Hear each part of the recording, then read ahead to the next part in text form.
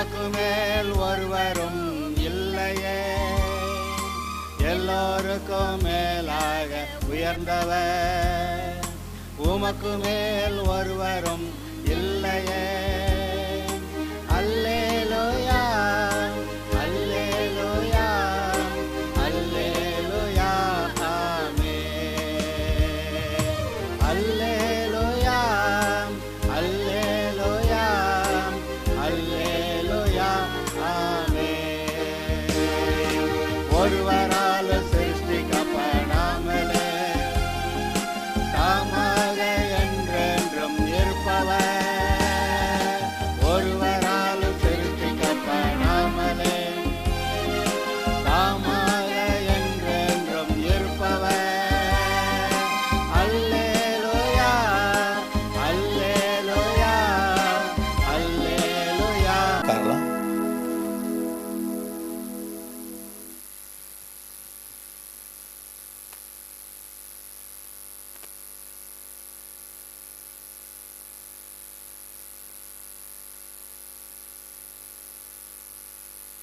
ரொம்ப நாளாக 103வது சங்கீதம் 3-4-5 வசனங்களை சொல்லாமல் விட்டோம்னு நினச்சேன். இன்னைக்கு சொல்லிட்டாங்க. எங்கள் எல்லாருமே சொல்லலாம் சேர்ந்து. நான் தொடங்கி விடுறேன். அவர் உன் அக்கிரமங்களை எல்லாம் மன்னித்து நோய்களையெல்லாம் குணமாக்கி பிராணனை அழிவுக்கு விலக்கி மீட்டு கிருபையினாலும் இரக்கங்கள்னாலும் முடிசூட்டுகிறார். நன்மையினால் வாயை திருப்தியாக்குகிறார். கழுவுக்கு சமானமாய் உன் வயது. சொல்லும் பார்க்கலாம். கர்த்தர் என் அக்கிரமங்களை எல்லாம் மன்னித்திருக்கிறார், என் நோய்களை எல்லாம் குணமாக்கி இருக்கிறார், என்னை அழிவுக்கு விலக்கி தப்பு வைத்திருக்கிறார். கிருபையினாலும் இரக்கங்கள்னாலும் என்னை முடிசூட்டி இருக்கிறார். நன்மையினால் வாக்குத்தத்த வசனங்களால் என் வாயை திருப்தியாக்கி இருக்கிறார். ஆதலால் என் வயது திரும்ப வாழ வயது போல ஆகிறது. இதை நம்ம எதை சொல்லிக்கிட்டு இருக்கிற காலங்களில் மட்டும் இல்லை, நீங்கள் ஒவ்வொரு நாளும் அறிக்கையில் இதை சேர்த்து கொண்டால் உங்களுக்கு பிரயோஜனமாக இருக்கும். அதை உணர்ந்து சொல்லணும். சும்மா வாயால் ஏதோ ஏதாவது மனப்பாடம் பண்ணி ஒப்பிக்கிறதா இல்லாமல் நீங்கள் அதை உணர்ந்து பேசுவீர்களானால், ஏன்னா இருதயத்துக்குள்ளே தான் உணர்வு வரணும். அதனால் அதை உணர்ந்து நீங்கள் பேசுங்கள். Take time. காலையில் எழுந்திரிச்சவொன்னே டீ குடிச்சா போனேன் வந்தேன். No, have a quality time with God. மற்ற சிந்தனை இல்லாமல், மற்ற பேச்சு இல்லாமல், ஒரே நேரத்தில் 2 வேளை 3 வேளை பார்க்குறேன்னு இல்லாமல் கர்த்தருக்கு மாத்திரம் இந்த நேரம் கொடுத்து நீங்கள் கர்த்தருடைய சமூகத்திலே காலையிலே ஒரு நேரம் அமர வேண்டும். சிந்தனை சிதறாமல் கர்த்தரை மாத்திரம் பார்த்து அவரை நோக்கி பார்க்கிற அவருடைய வசனங்களை இந்த மாதிரிலாம் சில வசனங்களை சொல்லி, இதையெல்லாம் எனக்கு சொல்லியிருக்கிறீர் ஆண்டவரே. சங்கீதம் 23, கர்த்தர் என் மேய்ப்பராய், நீர் எனக்கு மேய்ப்பராய் இருக்கிறீர், ஆதலால் நான் தாழ்ச்சி அடைய மாட்டேன். நீர் என்னை புல்லுள்ள இடங்களில் மேய்த்து, நீர் உம்முடைய நாமத்து நிமித்த என்னை நீதியின் பாதைகளில் நடத்தி. எப்பேற்பட்ட அந்த வசனங்கள், அதெல்லாம் யோசித்து பார்த்து அதை எனக்குன்னு நீங்கள் சொந்தம் கொண்டாடுங்க. வேறு ஒன்றும் தெரியலனாலும் இந்த சொன்ன 103வது சங்கீதத்தை அதில் 3, 4, 5 அது ஆக்சுவலாக எல்லா வசனங்களுமே ரொம்ப நன்றாக இருக்கும். அதை நீங்கள் அறிக்கையிடலாம். கிழக்குக்கும் மேற்குக்கும் அவ்வளவு தூரமாய் நம்முடைய பாவங்களை நம்மை விட்டு விலக்கி இருக்கிறார் அப்படியெல்லாம் சொல்லியிருக்கு. இந்த சங்கீதம் 23 ஒரு பூரணமான, நம்முடைய வாழ்க்கையிலே திருப்தியாய் பூரணமாய் ஆசீர்வாதத்தை பெற்றுக்கொள்வதற்கான வசனங்கள் உள்ள ஒரு சங்கீதம். அதனால் நீங்கள் அறிக்கையிடலாம். அது உங்களுக்கு மிகவும் பிரயோஜனமாக இருக்கும். கர்த்தர் உங்களை ஆசீர்வதிப்பார். சரி, இப்பொழுது அரை மணி நேரம் இருக்கா இல்லையான்னு எனக்கு தெரியல. ஆனால் அதுக்குள்ளே 15 வசனம் நான் உங்களுக்கு வாசிக்கணும். எங்கே எடுங்க. தானியேல் 2வது அதிகாரம் தானியேல் 2வது அதிகாரம். வெளிப்படுத்தின விசேஷத்தில் நம்ம ஏற்கனவே சில காரியங்களை பார்த்துட்டோம்.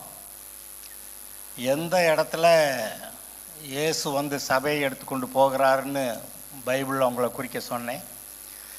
எந்த இடத்துல இயேசு வந்து ஒலிவமலையில் நின்று ஒலிவமலை பிளந்து விடுகிறார் அப்படின்னு சொல்லி அந்த இடத்துல குறிக்க சொன்னேன்.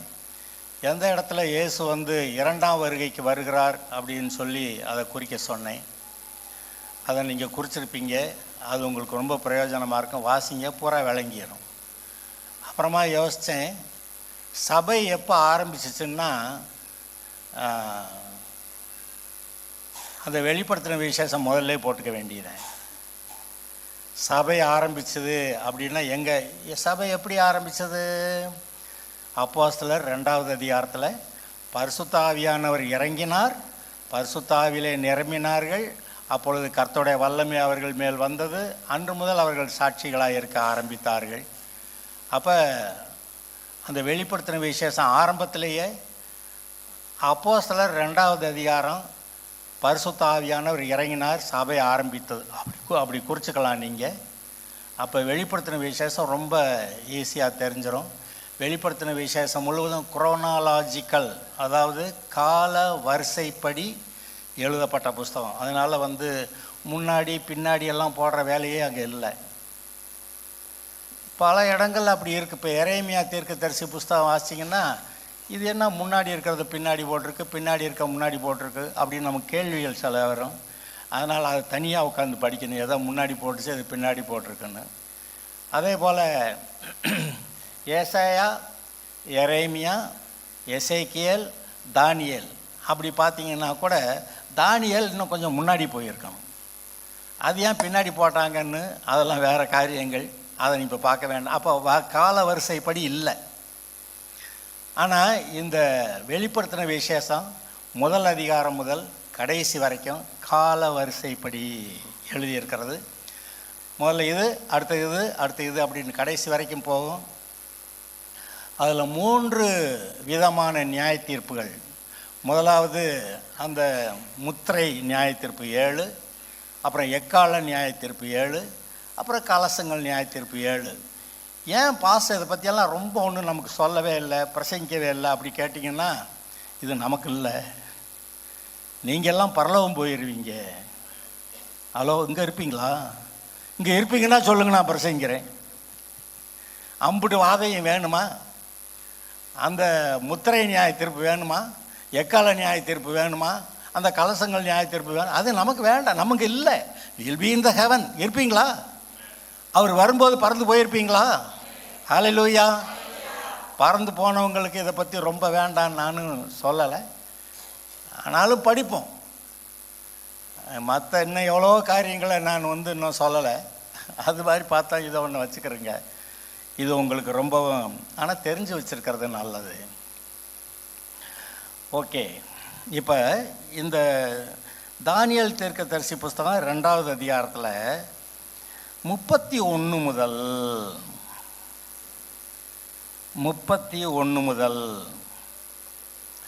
இதை வாசிச்சிடலாமா எல்லாரும்? அதாவது இது கதையே பெரிய கதை. நான் அதனால் முக்கியமான பகுதியை மட்டும் நான் உங்களுக்கு எடுத்து சொல்கிறேன். தானியேல் தீர்க்கதரிசி புஸ்தகம்னாவே தானியேலில் ஏன் அவ்வளோ, தானியேல் எவ்வளோ ஏன் விசேஷமானவன்? தானியேல் ஏன் ரொம்ப விசேஷமான ஆள்? அந்த முதல் நாள்லையே இந்த சாப்பாடு தாண்டா உனக்கு அப்படின்னா அதில் நம்ம தீட்டுப்பட்டுருவோமே அப்படின்னு சொல்லி தான் தீட்டுப்படாதபடிக்கு தன்னை காத்து கொள்ள தீர்மானித்தான். அந்த தீர்மானம் வந்துச்சு. அந்த சாப்பாடு கொடுக்குறவன்கிட்ட சொல்லி, எப்போ இதை சாப்பிட்டா எனக்கு தீட்டாகி போயிடும், எனக்கு வேண்டான்னு சொன்னான். அது மாதிரி கர்த்தர் அங்கே இறக்கம் செய்து அந்த சாப்பாட்டினால் தீட்டுப்படாதபடி நீங்களும் நானும் எந்த ஒரு சூழ்நிலையிலையும் ஏதாவது ஒரு விதத்தில் நம்ம தீட்டுப்பட வேண்டிய மாதிரி இருந்தால் அந்த இடத்த காலி பண்ணிட்டு போயிடணும். நீங்களும் நானும் கர்த்தருக்கு பரிசுத்தம். இந்த பிசாசினாலே உலகத்தினாலே நாம் தீட்டுப்படக்கூடாது. தீட்டுப்பட்டால் அப்புறம் மற்ற உலகத்தாருக்கு நேரிடுகிற காரியங்கள் நமக்கு நேரிட்டு விடுகின்றன. அதனால் தீட்டுப்படாமல் கர்த்தருக்கு பரிசுத்தமாய் காத்து கொள்வோம். தானியேல் அப்படி காத்து கொண்டான். அது மாத்திரமல்ல, அந்த அப்போ சொன்னாங்க, அவன் டெய்லி 3 நேரமும் ஜன்னலை திறந்து வச்சு எருசலேமை பார்த்து, நாங்கள் அங்கே இருந்தோம் ஆண்டவரே, இப்போ இங்கே வந்துட்டோம், இந்த ஜனங்கள்லாம் அங்கே கிடக்கிறாங்க, 70 வருஷம் ஆகும்னு வேற எரேமியா தீர்க்கதரிசி எழுதி வச்சிருக்கிறாரு, அதனால வரைக்கும் இந்த ஜனங்களை இந்த பாபிலோனில் நீர் காப்பாற்றி வைக்கணும், ஏற்ற சமயத்தில் உங்களை திருப்பி கொண்டு போய் சேர்க்கணும், என்னை இங்கே கொண்டு வந்திருக்கிறீர், நான் இதுக்கு பிரயோஜனமாக இருக்கட்டும் அப்படின்னு சொல்லி ஜெபம் பண்ணி இருந்திருக்கிறான். பாஸ்டர், தானியேல் என்ன ஜெபம் பண்ணா கூட கண்டுபிடிச்சிட்டிங்களா? நீங்கள் பைபிளை வாசிங்க, இதைத்தான் ஜெபம் பண்ணியிருப்பேன்னு நீங்களும் கண்டுபிடிச்சிருவீங்க. அங்கே எதுக்கு ஜெபம் பண்ணுறேன்? எனக்கு நல்லா சுகமாக இருக்கணும் ஆண்டவரே, இன்றைக்கி நல்ல சாப்பாடு வேணும், நல்ல ட்ரெஸ் வேணும், அப்படியே ஜெபம் பண்ணிடுமா? அவன் கல்யாணம் ஆகாத ஆள், இங்கே இருக்கிற நல்ல கர்த்தருக்காக என்னை ஒப்புவித்திருக்கேன், என் வாழ்க்கை கர்த்தருக்காக அப்படின்னு சொல்லி, கர்த்தருக்காக என்ன, நான் கர்த்தருக்காக என்ன சொல்லலாம்? கர்த்தருடைய ஜனம் இங்கே சிறைப்பட்டு கிடக்கு, திரும்பி போகணும். எரேமியா வேற எழுதியிருக்கான் 70 வருஷம்னு. அது நாள் வரையும் அப்போ நான் இங்கேருந்து காத்துக்கிறேன், நாங்கள் இருக்கட்டும், எனக்கு ஒரு பொறுப்பு கொடுத்துருக்குறீங்க, இந்த நிலைமையில் நான் என்ன செய்ய முடியும், நீரை நடத்திங்க, நான் செய்கிறேன் சொல்லி அப்படி ஜெபம் பண்ணியிருப்பான். அதுக்கே வேட்டு வைக்கிற மாதிரி தான் சிங்க கைவியில் போடுற சூழ்நிலை வருது. அதுலேயும் கர்த்தர் காப்பாற்றினார். ஒவ்வொரு சோதனை வருகிற நேரத்திலும் அவனுக்கு தேசத்தில் ஒரு உயர்வு வருகிறது. உங்களுடைய வாழ்க்கையிலையும் சோதனை வரும்போது நீங்கள் ஜெயிச்சிங்கன்னா உங்களுடைய வாழ்க்கையில் ஒரு உயர்வு கட்டாயம் வரும். சரி, அது தானியேல் தன்னை காத்து கொண்டான்னு சொன்னேன். எங்க இந்த 2வது அதிகாரத்தில் நேபுகாத்நேச்சார் ராஜா ஒரு சொப்பனம் கண்டான். அந்த சொப்பனம் என்னன்னு தானியேல் தீர்க்கதரிசி சொல்லிக்கிட்டே அர்த்தத்தையும் சொல்கிறான். அந்த பகுதியை வாசிக்கிறீங்க. நேபுகாத்நேச்சார் ராஜா யார்? பாபிலோன் ராஜாவை, இஸ்ரவேலை சிறைப்பிடிச்சு போனவன், இஸ்ரவேலருக்கு ஒரு எதிரியாக இருக்கக்கூடிய ஒரு அடையாளமாக இருக்கக்கூடிய ஆள், எதிரிங்கிற அடையாளமாக இருக்கக்கூடிய ஆள். ஆனால் அவனுக்கு ஒரு சொப்பனை வந்துச்சு. அதுக்கு தானியேல் தீர்க்கதரிசி தான் போய் அர்த்தம் சொல்ல போகிறான். அந்த காரணத்து நிமித்தம் கர்த்தர் அவனுக்கு அந்த ஒரு உயர்வு கொடுக்குறாரு, அந்த ஜனங்களுக்கு பாதுகாப்பு கொடுக்குறாரு. எங்கே இதை வாசிக்கலாம். ராஜாவே, நீர் ஒரு பெரிய சிலையை கண்டீர். அந்த பெரிய சிலை மிகுந்த பிரகாசம் உள்ளதாக இருந்தது. அது உமக்கு எதிரே நின்றது. அதன் ரூபம் பயங்கரமாக இருந்தது. அந்த சிலையின் தலை பசும் பொன்னும், அதன் மார்பும் அதன் புயங்களும் வெள்ளியும், அதன் வயிறும் அதன் தொடையும் வெண்கலமும், அதன் கால்கள் இரும்பும், அதன் பாதங்கள் பாதி இரும்பும் பாதி களிமண்ணுமாயிருந்தது. நீர் பார்த்து கொண்டிருக்கும் போதே கைகளால் பெயர்க்கப்படாத ஒரு கல் பெயர்ந்து உருண்டு வந்தது. அது அந்த சிலையை இரும்பும் களிமண்ணுமாகிய அதன் பாதங்களில் மோதி அவைகளை நொறுக்கி போட்டது. அப்பொழுது அந்த இரும்பும் களிமண்ணும் வெண்கலமும் வெள்ளியும் பொன்னும் ஏகமாய் நொறுங்குண்டு கோடை காலத்திலே போரடிக்கிற களத்திலிருந்து பறந்து போகிற பதரை போலாயிற்று. அவைகளுக்கு ஒரு இடமும் கிடையாதபடி காற்று அவைகளை அடித்து கொண்டு போயிற்று. சிலையை மோதின கல்லோவென்றால் ஒரு பெரிய பர்வதமாகி பூமியெல்லாம் நிரப்பிற்று. சொப்பனம் இதுதான். அதன் அர்த்தத்தையும் ராஜ சமூகத்திலே தெரிவிப்போம். இந்த நேபுகாத்நேச்சார் ராஜா என்ன சொப்பனம் கண்டானா? நிறைய சொப்பனங்களை கண்டானா. அதில் ஒரு சொப்பனம் ரொம்ப பயங்கரமாக டெரிபிளா, என்ன ஆகுது அப்படின்னு சொல்லி பயந்து எந்திரிச்சு அதுக்கு அர்த்தம் தேடுறான். அர்த்தம் கிடைக்கல. அங்கே இருக்கிற ஜோசியர், அங்கே மந்திரவாதிகள், தேச கல்தையர், குறி சொல்லுகிறவர்கள் எல்லாரையும் கூப்பிட்டு அர்த்தம் சொல்லுங்கன்னா ஒருத்தன் சொல்கிற என்ன பண்ணிட்டான், நீ சொப்பனத்தையும் சொல்லணும் அர்த்தத்தையும் சொல்லணும். நீங்களாம் மந்திரவாதின்றீங்க, என்னமோ பார்க்குறீங்க, நீங்கள் அதை கண்டுபிடிச்சிருவேன் இதை கண்டுபிடிச்சிருவேன்னு சொல்கிறீங்க, சொல்லுங்கடா. நான் ஒருத்தரும் சொப்பனத்தை சொல்ல, நீ சொப்பனத்தை சொன்னால் அர்த்தம் சொல்கிறீங்க, நீ ஏமாத்த பார்க்குறடா. அதனால் கொன்னே விடுவேன், எல்லாரையும் கொன்று விடுவேன், எல்லாரையும் கொள்றதுக்கு ஆர்டர் மேலே போட்டான். நீங்களாம் எந்த பிரயோஜனம் இல்லை, இங்கேருந்து அரை மணி காசை வாங்கி தின்னுட்டு காலத்தை போய்கிட்டு இருக்கிறீங்க, நீங்கள் வேண்டியதில்லை படா அப்படின்னு சொல்லி அவனுக்கு எவ்வளவு ஆத்திரம் இருந்தால் எல்லா மந்திரவாதிகளையும் கொண்டு போட்டு, இவ்வளவு நாளாக அந்த மந்திரவாதி பேச்சை கேட்டு தான் அவன் எல்லாத்தையும் செஞ்சான், வாழ்க்கையில் முன்னேறி இருக்கிறான், உலகமே அவனுடைய கண்ட்ரோலில் வந்த மாதிரி இருக்குது. ஆனால் இப்போ இந்த விஷயம் நீ சொல்ல மாட்டியா, ரொம்ப பெரிய விஷயமா இருக்குது, சொல்லலைன்னா உங்களை கொன்றுவேன். அப்போ தான் இங்கே தானியேலுக்கு ஒரு காரியம் வெளிப்படுத்தப்படுகிறது. நான் வந்து சொல்கிறேங்கிறான், அதை சொல்லிக்கிட்டு இருக்கிறான். சொப்பனை என்ன?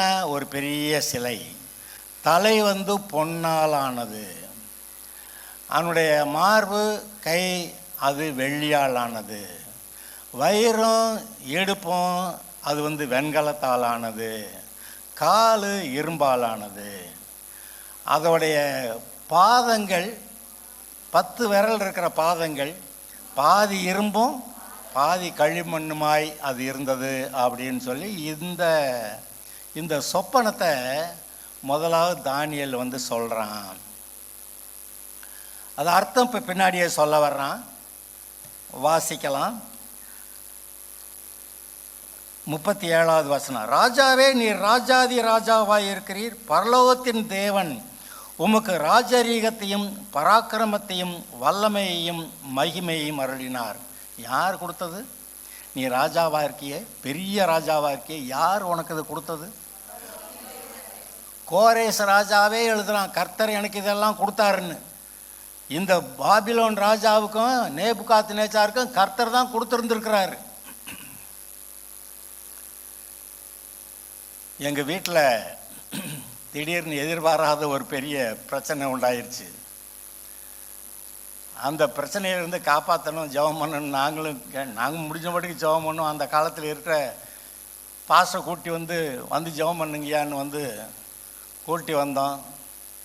அவர் கேரளாக்காரர் வந்தார், போய் பார்த்தா எல்லா ரவுண்ட் போய் தோட்டத்தெல்லாம் பார்த்துட்டு வாழைத்தார் போட்டிருந்த பார்த்து அதிசயப்பட்டு, பெரிய தோட்டம், கர்த்தர் இவரை எவ்வளவு ஆசீர்வதிச்சிருக்கிறாரு, ஆனால் கர்த்தர் ஆசீர்வதிச்சாருன்னு அவருக்கு தெரியலன்ட்டார் அந்த ஆள். அப்போ தான் எங்களுக்கும் உரைச்சிச்சு. இந்த பாபிலோன் ராஜா நேபுகாத்நேச்சாரையும் கர்த்தர் தான் ஆசீர்வதிச்சிருந்துருக்கிறாரு, அது அவனுக்கு தெரியலை. ஆனால் ஏதோ கண்டுபிடிக்கிற மாதிரி ஒரு வாய்ப்பு கிடச்சிது. கர்த்தர் உங்களை ஆசீர்வதிச்சிருக்கிறாரா? ஆசீர்வதிச்சது கர்த்தர் தான். இல்லை அப்பா அம்மா மூலமாக வந்துச்சு, இந்த அவங்க மூலமாக வந்துச்சு, இவங்க மூலமாக வந்துச்சு, அதெல்லாம் வந்தாலும் நிற்காது. கர்த்தர் கொடுத்தது மட்டும்தான் நிற்கும். அதை நீங்கள் பிடிச்சிக்கங்க. சகல இடங்களிலும் உள்ள மனு புத்திரரையும் வெளியின் மிருகங்களையும் ஆகாயத்து பறவைகளையும் அவர் உமது கையில் ஒப்பு கொடுத்து. யார் நேபுகாத்நேச்சார்ட்ட ஒப்பு கொடுத்தது? ஒப்பு கொடுத்து உம்மை அவைகளையெல்லாம் ஆளும்படி செய்தார். பொன்னான அந்த தலை நீரே. உமக்கு பிறகு உமக்கு கீழ்த்தரமான வேறொரு ராஜ்யம் தோன்றும். நீ போனதுக்கு பிறகுயா இந்த தேசம் அப்படி தான், ஆனால் கீழ்த்தரமாக ஒன்று வந்துடும். உமக்கு கீழ்த்தரமான வேறொரு ராஜ்யம் தோன்றும். பின்பு பூமியெல்லாம் ஆண்டு கொள்ளும் வெண்கலமான 3ஆம் ராஜ்யம் ஒன்று எழும்பும். 4வது ராஜ்யம் இரும்பை போல உரமாக இருக்கும். இரும்பு எல்லாவற்றையும் எப்படி நொறுக்கி சின்ன பின்னமாக்குகிறதோ அப்படியே இது நொறுக்கி போடுகிற இரும்பை போல அவைகளெல்லாம் நொறுக்கி தகர்த்து போடும். அந்த தேசங்களெல்லாம் நாசமாக்கிடுவான் அப்படின்னு அர்த்தத்தில் சொல்லிட்டு போகுது. பாதங்களும் கால் விரல்களும் பாதி குயவனின் களிமண்ணும் பாதி இரும்புமாயிருக்க நீர் கண்டீரே. அந்த ராஜ்யம் பிரிக்கப்படும். ஆயிலும் களிமண்ணோட இரும்பு கலந்திருக்க நீர் கண்டபடியே இரும்பினுடைய உறுதியில் கொஞ்சம் அதில் இருக்கும். கால் விரல்கள் 10 விரல் தானே, பாதி இரும்பும் பாதி களிமண்ணுமாயிருந்தது என்னவென்றால் அந்த ராஜ்யம் ஒரு பங்கு உரமும் ஒரு பங்கு நெரிசலுமாயிருக்கும். இப்போ ஏறக்குறைய அர்த்தத்தை சொல்லிட்டார். தலை பொன்னாலான தலை, நீ தான் மகிமையான ஆள், கர்த்தர் உனக்கு இதெல்லாம் கொடுத்தாரு, ஆண்டுக்கிட்டு இருக்கிற. உனக்கு அடுத்து என்ன வரும்னு நீ யோசிச்சுக்கிட்டு இருந்தே இல்லை. நம்முடைய மகிமை பிரதாபத்துக்கு அதெல்லாம் செஞ்சோம்னு சொன்னால் ஒரு நாள் உனக்கு பின்னாடி உன்னை விட தரங்கெட்ட ஒரு ராஜ்யம் வரப்போகுது, வெள்ளி. அதுக்கப்புறம் அதை விட தரங்கெட்ட ராஜ்யம் வரப்போகுது, அது வெண்கலம். அதுக்கு பிறகு அதை விட தரங்கெட்ட ராஜ்யம் ஒன்று வரப்போகுது, அது இரும்பு. அது நமக்கு இப்போ விளங்கிருச்சு. அந்த பாபிலோன் யார் அப்படின்னு கேட்டால் சரி, அது நமக்கு தெரிஞ்சிருச்சு. அதை விட தரம் குறைந்தது மேதியா பெர்ஷியா. நம்ம நீங்கள் பைபிளில் வாசிக்கிறப்பெல்லாம் இதை தான் சொல்லுவோம், மேதியா பெர்ஷியா. அடுத்தது கிரேக்க சாம்ராஜ்யம். அதை விட ரொம்ப பயங்கரமாக வந்தது ரோம சாம்ராஜ்யம். அதெல்லாம் முடிஞ்சிருச்சு. இப்போ அந்த 4 சாம்ராஜ்யத்துக்கு பிறகு இன்னும் ஒரு ராஜ்யத்தை பற்றி பேசுகிறாரு. 10 விரல்கள் இருக்கிற இரும்பும் களிமண்ணுமாய் இருக்கிற ஒரு ராஜ்யத்தை பற்றி பேசியிருக்கிறாரு. அதை இரும்பை களிமண்ணோட கலந்ததாக கண்டீரே, அவர்கள் மற்ற மனுஷருடைய சம்பந்தம் கலப்பார்கள். ஆகிலும் இதோ களிமண்ணோட இரும்பு கலவாதது போல அவர்கள் ஒருவரோடொருவர் ஒட்டி கொள்ளாதிருப்பார்கள். அந்த ராஜாக்களின் நாட்களிலே பரலோகத்தின் தேவன் என்றென்றைக்கும் அழியாத ஒரு ராஜ்யத்தை எழும்ப பண்ணுவார். அந்த ராஜ்யம் வேறே ஜனத்துக்கு விடப்படுவதில்லை. ஒரு கல் கையால் பெயர்க்கப்படாமல் மலையிலிருந்து பெயர்ந்து உருண்டு வந்து இரும்பையும் வெண்கலத்தையும் களிமண்ணையும் வெள்ளியையும் பொன்னையும் நொறுக்கினதை நீர் கண்டீரே, அப்படியே அது அந்த ராஜ்யங்களை எல்லாம் நொறுக்கி நிர்மூலமாக்கி தானோ என்றென்றைக்கும் நிற்கும். இனி சம்பவிக்க போகிறதை மகாதேவன் ராஜாவுக்கு தெரிவித்திருக்கிறார். சொப்பனமானது நிச்சயம், அதன் அர்த்தம் சத்தியம் என்றான். இதை பூரணமான ஒரு சொப்பனம். அது சொப்பனம்னு சொல்லுவீங்களோ தரிசனம்னு சொல்லுவீங்களோ, இது சொப்பனம். ஆனால் தரிசனம்ங்கிற அளவுக்கு ரொம்ப தெளிவாக கண்டிருக்கிறான். அதை நீங்கள் பார்க்குறீங்க. 4 ராஜ்யங்கள் பாபிலோன்லேருந்து நீங்கள் பார்த்தீங்கன்னா 4 ராஜ்யங்கள். இன்னும் நான் கொஞ்சம் ஒரு வார்த்தை சேர்த்து சொல்லிடுறேன். பிசாசுக்கு 7 தலையும் எத்தனை கொம்புமா? இது என்னது இந்த பிசாசு, எது இந்த வலு சர்ப்பம் அப்படியெல்லாம் நீங்கள் பார்த்தீங்கன்னா பைபிள் முழுசு நீங்கள் வாசித்தீங்கன்னா இந்த ஒரே ஒரு அர்த்தம் தான் இருக்குது. அந்த 7 தலை பிசாசுங்கிறது 7 சாம்ராஜ்யங்கள் இஸ்ரவேலை உபத்திரவப்படுத்தினது. நம்பர் 1 எகிப்து தேசம். எகிப்தில் அடிமையாக இருந்தாங்களா? அடுத்து அசீரியாவுக்கு சிறைப்பட்டு போனாங்களா?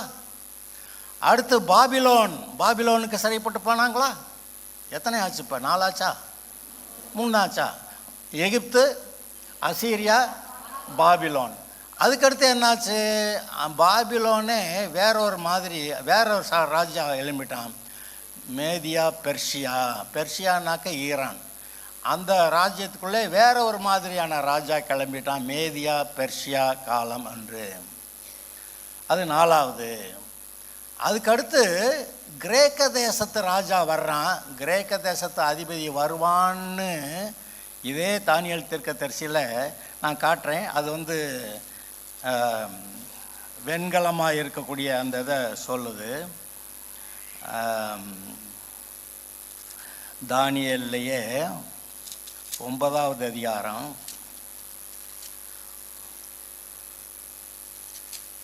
இல்லை 10வது அதிகாரம் 20 முதல். அப்பொழுது அவன், நான் உன்னிடத்திற்கு வந்த காரணம் என்னதென்று உனக்கு தெரியுமா? இப்போது நான் பெர்ஷியாவின் பிரபுவோட யுத்தம் பண்ண திரும்பி போகிறேன். நான் போன பின்பு கிரேக்க தேசத்தின் அதிபதி வருவான். கிரேக்க தேசம்னு ஒரு வார்த்தை இந்த இடத்துல போட்டிருக்கு. அந்த கிரேக்க தேசம் வர்றதும் ரோம சாம்ராஜ்யம் வர்றதும் பைபிளில் எழுதியிருக்கல. அது எல்லாம் மல்கியா தீர்க்கதரிசிக்கு பிறகு இயேசுநாதர் வர்றாரு. அந்த சுவிசேஷங்கள் மத்தேயுல இடையில 400 வருஷம். அந்த 400 வருஷத்தில் கிரேக்க தேசமும் இந்த ரோம சாம்ராஜ்யமும் கடந்து போயிடுச்சு. ரோம சாம்ராஜ்யம் இருக்கிற காலத்தில் இயேசு பிறந்து வர்றாரு. இப்போ கிரேக்க தேசம்னு ஒரு வார்த்தை இங்கே நான் காமிச்சேன். அந்த பெர்ஷியாவுடைய காலத்துக்கு பிறகு, மேதியா பெர்ஷியாவுடைய காலத்துக்கு பிறகு உண்டான பெரிய சாம்ராஜ்யம் அந்த கிரேக்க சாம்ராஜ்யம். அதுதான் வெண்கலமான இடுப்பு. அதுக்கு பிறகு கால்கள் இரும்பால் ஆனது. அது எல்லாத்தையும் அடித்து உடச்சி நொறுக்கிற மாதிரி அந்த ரோம சாம்ராஜ்யம் உலகத்தை எல்லாம் அப்படி கடுமையாக ஆண்டாங்க அப்படிங்கிறத அது சொல்லுது. அந்த கடுமையாக ஆண்ட காலத்தில் இயேசு வந்தார். சரி, அதோட கதை முடிஞ்சு போச்சான்னா இடையில சபை காலம் ஒன்று வந்துருச்சு. இந்த சபையின் காலம்தான் இன்னும் ஓடிக்கிட்டு இருக்கு. சபை எடுக்கப்பட போகிறது என்று நாம் சொல்லி கொண்டு இருக்கிறோம். என்னது? எகிப்து, அப்புறம் அசீரியா, பாபிலோன், மேதியா, பெர்ஷியா, கிரேக்க தேசம், ரோம், இவ்வளவு முடிஞ்சிருச்சு. இடையில இப்போ சபை வந்துருச்சு. சபை எடுத்துக்கொள்ளப்பட்ட பிறகு இஸ்ரவேல் தேசத்தோடைய வரலாறு ஆரம்பிக்கும் மறுபடியும்.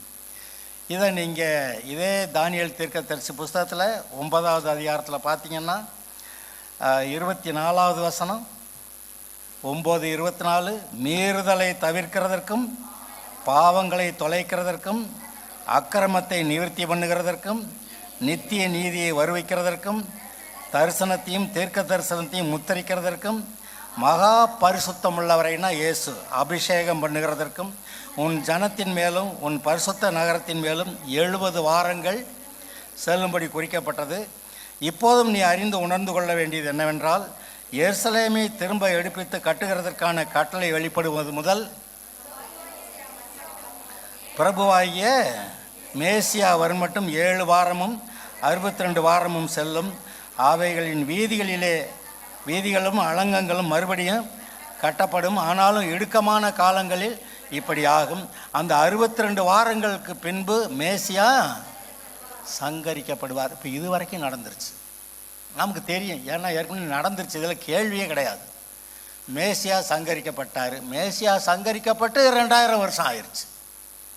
இந்த சபை எடுத்துக்கொள்ளப்பட்ட பிறகுதான் அந்த இஸ்ரவேல் தேசத்தோடைய அந்த காலக்கடிகாரம் ஓட தொடங்கும். அதாவது அந்த வரலாறு மறுபடி ஆரம்பிக்கும்.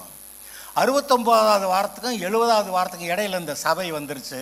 அதான் நான் சொன்னேன், சபை பற்றி பழைய ஏற்பாட்டில் ஒன்றும் காணோம், சொல்லலை. அதை கர்த்தர் ரகசியமாக வச்சுருந்துருக்கிறார். அதை நீங்கள் எபேசியர் புஸ்தகத்தை வாசிங்கன்னா அது இது ரகசியம், அது ரகசியம், அது ரகசியம்னு சில ரகசியங்களை சொல்லியிருக்கிறது. ஏன் தேவதூதர்களுக்கு கூட தெரியாது. இதே இயேசு போய் மேசியா இவ்வளோ பாடுபட்டுக்கிட்டு இருக்கிறாரு, இந்த சிலுவைக்கு என்ன நடக்குதுங்க அப்படின்னு தேவதூதர்கள் அங்கேருந்து ஊத்து பார்த்துக்கிட்டு இருக்கிறான், அவனுக்கே தெரியல. சில ரகசியங்களாக இருந்தது போல் இந்த சபையானது இங்கே இருக்கிறது, அந்த ரகசியங்கிற கணக்கில் போயிருக்குது. நீங்களும் நானும் இதில் இருக்கிறோம். அந்த ரகசிய காலம் முடிய போகிற நேரத்தில் வேறு இருக்கிறோம். நீங்கள் ரெடியாக இருந்தீங்கன்னா இயேசு மேகங்கள் மேலே வருவார், அதை நீங்கள் பார்ப்பீங்க. அதில் கடைசி இந்த பூரணமான இது தரிசனம்னு சொன்னேன். அதில் கடைசி இந்த சபைக்கு பின்னாடி அந்த கால் விரல்கள், பாதம் 10 விரல், 10 நாடுகள்.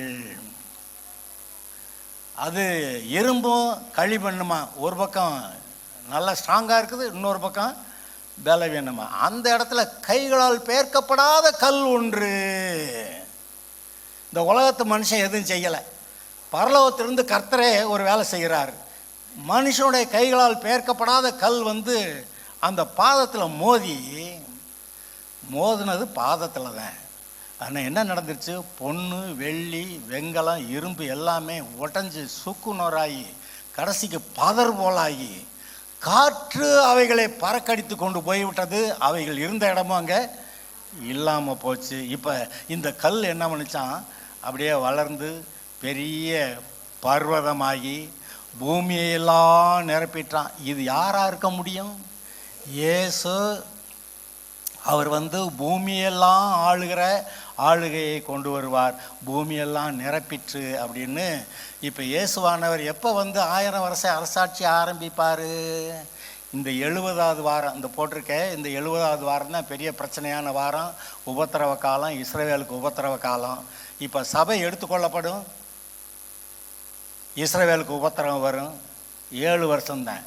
அதுக்குள்ளே இஸ்ரவேலையை நாசம் பண்ணிடுவாங்க. பிறகு இயேசு வருவார், மறுபடியுமா இஸ்ரவேல் தேசத்தை நிலைப்படுத்துவார். நான் ஒரு காரியம் சொல்லணும், இதெல்லாம் சொல்லப்பட்டிருக்கிறதே எதையாவது யாராவது தடுத்து நிறுத்த முடியுமா? எவ்வளவோ காரியங்களை ஜெபம் பண்ணி தடுத்து நிறுத்திட்டேன். அந்த ஆபத்து வராமல், என்னுடைய வாழ்க்கையில் ஆபத்து வராமல் தடுத்து நிறுத்திட்டேன். அதெல்லாம் செய்யலாம். ஆனால் நாம் செய்ய முடியாத ஒன்று இருக்கிறது. எந்த மனுஷனும் சேர்ந்து செய்ய முடியாத ஒன்று இருக்கிறது. பிசாசை தடுக்க முடியாத சில காரியங்கள் இருக்குது. இயேசு பூமியில் பிறக்கிறத பிசாசை தடுக்க முடிஞ்சுதா? முடியலை. இயேசு தன்னுடைய ஊழியத்தை முடித்து சிலுவைக்கு போய் அங்கே மனிதனுடைய பாவங்களுக்கு பரிகாரம் செய்கிறத பிசாசை தடுக்க முடிந்ததா? இல்லை மனிதர்களால் தான் தடுக்க முடிஞ்சா? முடியலை. இன்னொன்று, இயேசு சபையை எடுத்துக்கொண்டு போக வருவார். அதை யாரும் தடுக்க முடியுமா? தடுக்க முடியாது. பிறகு அந்திகிறிஸ்து வெளிப்படுவான். 7 வருஷத்துக்கு இஸ்ரவேல் தேசத்தை உபத்திரவப்படுத்துவான். அதை யாரும் தடுக்க முடியுமா? தடுக்க முடியாது. அதற்கு பிறகு இயேசுவானவர் அந்த வெள்ளை குதிரையின் மேல் ஏறி இந்த அந்திகிறிஸ்து கள்ளத்திற்கு தரிசெல்லாம் ஒழிச்சு கட்டி பிசாசை கட்டி போட்டுட்டு 1000 வருஷம் அரசாட்சி ஆரம்பிப்பாரே, அதை யாராவது தடுக்க முடியுமா? அதை யாராலும் தடுக்க முடியாது. அதுக்கு பிறகு புதிய வானம் புதிய பூமின்னு பைபிளில் சொல்லியிருக்கேன். அதை யாராவது தடுக்க முடியுமா? யாரும் இந்த விஷயத்தில் எதையும் தடுக்க முடியாது. நாம் நம்முடைய வாழ்க்கையை சீரமைத்து கொண்டு ஒழுங்காக கர்த்தர் முன்னாடி இருந்து ஆசீர்வாதத்தை பெற்றுக்கொண்டு வாழ்ந்து போக அதுக்கு நாம் செயல்பட முடியுமே ஒழிய இந்த வரலாற்றை தடுத்து நிறுத்த முடியாது. ஆரம்பம் முதல் இப்படி ஒரு வரலாறு ஓடிக்கிட்டு இருக்கு. அந்த வரலாறு வருதுன்னா இப்போ சபை எடுத்துக்கொள்ளப்பட நேரம் வந்துருச்சானா நாம் ரெடியாக இருக்கணும். அதுதான் நம்ம செய்ய வேண்டிய வேலை. இன்றைக்கி ரட்சிக்கப்படாத அல்லது ரட்சிக்கப்பட்டு ஒரு உலட்டிக்கிட்டு கிறிஸ்தவ வாழ்க்கையை வாழ்ந்துக்கிட்டு இருந்தீங்கன்னா ஆள் சரியாகணும். இயேசு கட்டாயம் வருவார். சபையை எடுத்துக்கொள்ள வருவார். மேகங்கள் மேல் வருவார். பிரதான தூதனுடைய எக்கால சத்தம் கேட்கும். கிறிஸ்துவுக்குள் மரித்தவர்கள் அவர்கள் உயிரோடு எழுந்திருப்பார்கள். அவரோட கூட போய் சேர்வார்கள். அப்பொழுது உயிரோடு இருக்கிற நாமும் மறுரூபமாகி இயேசுவோட பறந்து போவோம். இது ரெடியாக நடக்க போகிறது. ரெடியாக இருக்கீங்களா? இது நான் இப்போ இத்தனை சொன்னேன். இதை யாரும் இத்தனை விவரங்களை தடுத்து நிறுத்த முடியாது. இயேசு சபையை எடுத்துக்கொண்டு போகிறத தடுத்து நிறுத்த முடியாது. அதுக்கு பிறகு இஸ்ரவேல் தேசத்தில் அங்கே அந்திகிறிஸ்து வருவானே, அதை தடுத்து நிறுத்த முடியாது. ஆனால் நாம் செய்யக்கூடிய ஒன்று, நாம் நம்மை ரட்சித்து கொள்ள முடியும். நாம் கர்த்தரிடத்தில் வர முடியும். கர்த்தரிடத்தில் உத்தம இருதயத்தோடு இருக்க முடியும். அவர் நம்மை ஆசீர்வதிக்கிறது மாத்திரமல்ல, சுற்றுமா இருக்க ஜனங்களுக்கு முன்னாடி உன் தலையை உயர்த்தி உன்னை தன்னுடைய வேலையை செய்ய பயன்படுத்துவார். சுவிசேஷத்தை அறிவிக்க. எப்போ சுவிசேஷத்தை அறிவிக்க பயன்படுத்துவார்? நம்ம உண்மையுள்ளவர்களாக இருந்தால். உங்களுடைய இருதயம் காக்கப்படுவதாக. எல்லா காவலோடு உங்களுடைய இருதயத்தை காத்துக்கொள்ளுங்கள். பவுல் சொல்வான், கர்த்தர் என்னை உண்மையுள்ளவன் என்று எண்ணி இந்த ஊழியத்தை எனக்கு கொடுத்தாரு. நீங்களும் உண்மை உள்ளவர்களாக இருந்தீங்கன்னா உங்களுக்கு வைத்திருக்கிற ஊழியத்தை கர்த்தர் கொடுப்பார். வெறுமனே ரட்சிக்கப்பட்டிருக்கோம் பரலோகம் போயிடலாம். வெறுமனே போகணுமா? இல்லை கர்த்தருடைய வேலையை ஒன்று செஞ்சுட்டு அங்கே கர்த்தர் நமக்கு ஒரு வெகுமதி வச்சுருக்கிறாரே, அதை போய் வாங்கலாமா? வெறும் கையோட போகிறது நல்லா இருக்காது. சரி, அட்லீஸ்ட் சேர்ந்தாப்போ சொல்ல அப்படின்னு சொல்லுவார். சிலுவை கள்ளன் கடைசி நேரத்தில் ரட்சிக்கப்பட்டு பரலோகம் போயிட்டான். நல்ல வேலைடா வந்த அப்படி சொன்னார், சொல்லியிருப்பார். ஆனால் இவன் விரும்பியிருந்தான், நினச்சிருந்தா முன்ன காலங்களிலே ரட்சிக்கப்பட்டு ஆண்டவருக்கு சாட்சியாக இருந்து சில ஆத்துமாக்களை ரட்சிப்புக்குள்ளே நடத்தி அவங்களையும் சேர்ந்து பரலோகத்துக்கு கொண்டு போயிருக்க முடியும். இன்று நமக்கு ஒரு நல்ல வாய்ப்பு இருக்கிறது. இந்த வசனத்தை நம்ம கேட்குறோம். வருவாய் தருணம் இதுவே அந்த பாட்டு நான் பாடணும். இந்த காலத்திலேயே கட்டின வீடும் நிலம் பொருளும் எங்கே போகும்?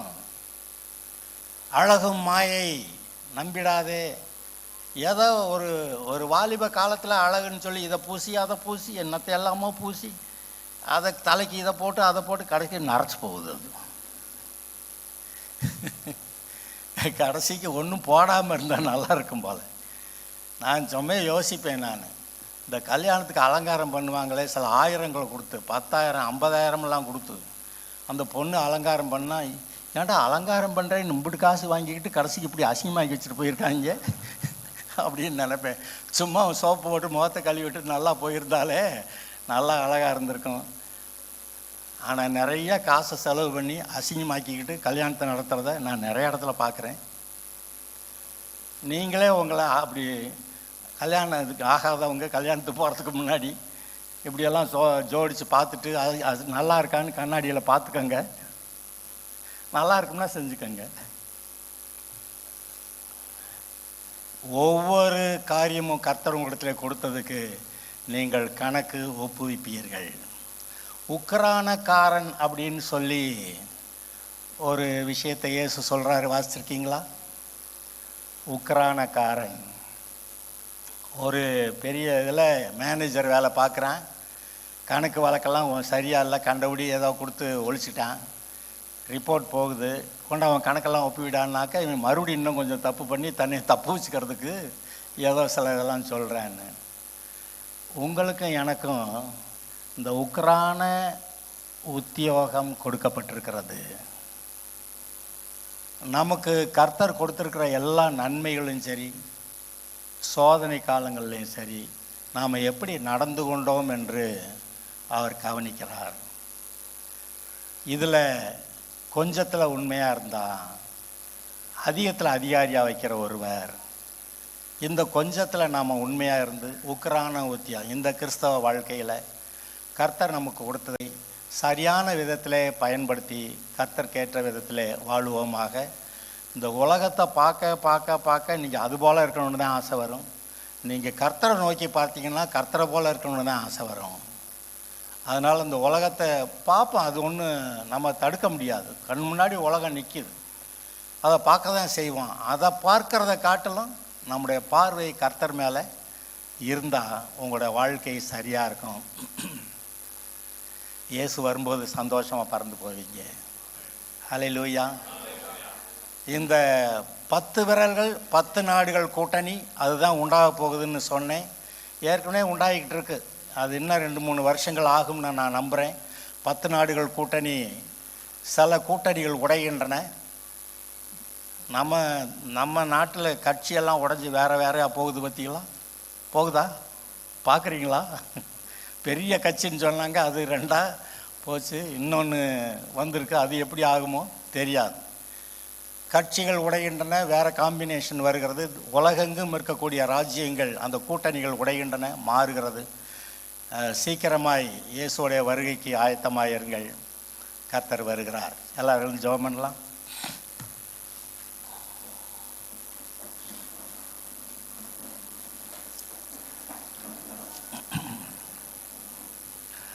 கர்த்தரையும் அவருடைய வாக்குத்தத்தங்களையும் கவனியுங்கள். அது உங்களை செவ்வையான பாதையிலே ஒரு ஒழுக்கமுள்ள வாழ்க்கையை வாழ பண்ணும். ஊதாரியாவோ அது ஒழுக்கம் இல்லாமல் இஷ்டத்துக்கு என்னத்தையோ செஞ்சு போனேன் வந்தேன்னு காலத்தை விரயமாக்கியோ நம்முடைய காலம் போய்விடக்கூடாது. காலங்களை பிரயோஜனப்படுத்தி கொள்வோம். கர்த்தர் உங்களோடு கூட இருக்கிறார். உங்களை இன்னும் கொஞ்சம் நல்லா ஆக்க, இன்னும் கொஞ்சம் ஆசீர்வாதமாக்க, இன்னும் கொஞ்சம் பலசாலி ஆக்க கர்த்தர் முயற்சிக்கிறார். அவரை நோக்கி பார்த்து முன்னேறுவோமாக. கர்த்தர் ஆசீர்வதிப்பார். கர்த்தாவே, நாங்கள் உமக்கு ஸ்தோத்திரம் சொல்லுகிறோம். இந்த நாளில் எங்களோடு கூட வந்து எங்களை ஆசீர்வதித்தீர், வசனங்களை கொடுத்தீர். அந்த நேபுகாத் நேச்சார் கண்ட சொப்பனத்திலிருந்து அது ஒரு பூரணமான தரிசனம் என்று பார்த்தோம். அது பூரணமாய் நாங்கள் புரிந்து கொள்ள செய்தீர். உமக்கு நன்றி. அடுத்தடுத்த வாரங்களிலே அந்த கடைசி பகுதியாகிய 10 நாடுகள் கூட்டணி, அந்த கூட்டணியிலிருந்து வெளிப்பட போகிற ஒரு அந்தி கிறிஸ்து, அவனுடைய கிரியைகள் பற்றி அடுத்த சில வாரங்களில் நாங்கள் பார்ப்போம். அதையும் எங்களுக்கு நன்றாக போதிக்கும்படியாக நாங்கள் ஜெபிக்கிறோம். இன்றைக்கும் இதை வாசித்தவர்கள் இதை மறுபடியும் நன்றாக வாசித்து புரிந்து கொள்ள நீர் கிருபை செய்யும். கர்த்தருடைய வெளிப்பாடு உடைய பிள்ளைகள் ஒவ்வொருவருக்கும் உண்டாயிருக்க கடவுது.